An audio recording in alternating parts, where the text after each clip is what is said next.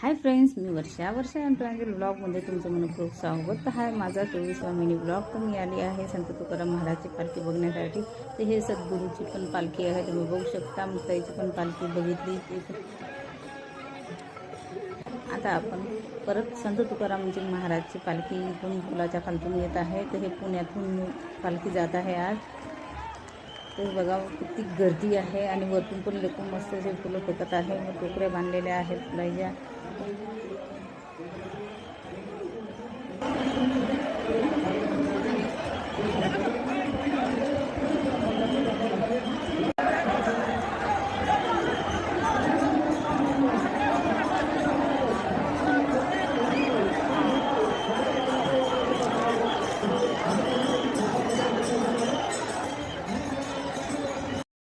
तुम्हाला माझा आजचा मिनी व्लॉग आवडला असेल तर प्लीज लाईक शेअर